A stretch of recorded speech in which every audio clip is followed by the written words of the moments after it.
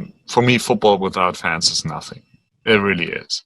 It isn't. It isn't the whole deal. It isn't even the half of the deal. It's just, yeah, you can watch it because nothing else is there at the moment, so you watch it. But it's like you don't feel attached too much to all the things going on, and you really have to watch it well because the fans and the emotion from the fans is not telling you what's going on at the moment. When Martin Hinteregger made the save of the season probably against Borussia Mönchengladbach, when he saved a clear goal in front of 3 strikers, the whole place would have gone mental. And if you wasn't following it close enough, you maybe wouldn't even notice that as a TV viewer what was going on there, because there was not this immediate feedback from the fans and this raw going on from your television, and you get attached to the feelings, you get attached to the emotion, and you're not really attached to some are to a decent pass or a decent goal, but it's all, what it really wraps it up is the emotion.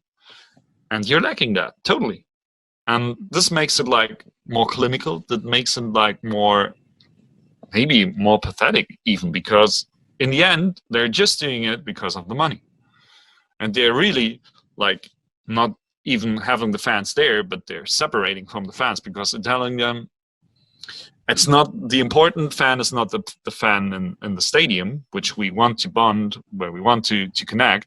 But the important fan is the one in front of the television, because that's the money we are really keen on.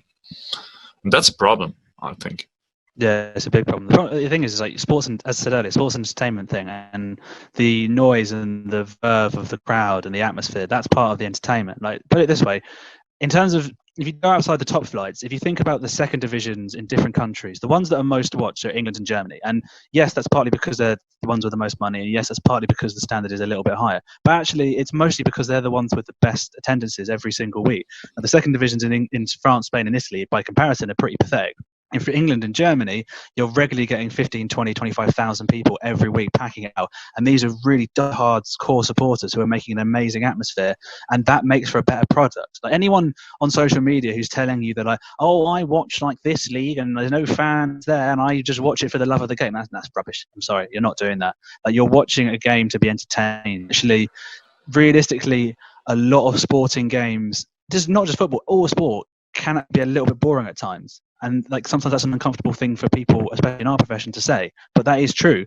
And part of what elevates it is the fans. And think how many rush games that you've watched, but actually there was that one moment where the fans were going mental, that there was some funny chants, or there was a good moment between players and fans. It is really important. So the only other thought I had was that you could, top clubs could potentially pay for major fans, or I don't know, get 1,000 fans and ship them over a sort of a broadcasting remote, so that they can be beamed into the stadium as it's happening, basically. So their sounds, when they're cheering and getting involved in it, could potentially go around and do kind of a surround sound in the stadium. I don't know how feasible that is, but I'm guessing that they're going to have to think outside the box for this to work, because it's only weekend one, and I suspect we're going to have to think of some pretty creative ideas to make it work. Because for me, it wasn't watchable. For half an hour, Dortmund v Schalke, I thought this would be amazing.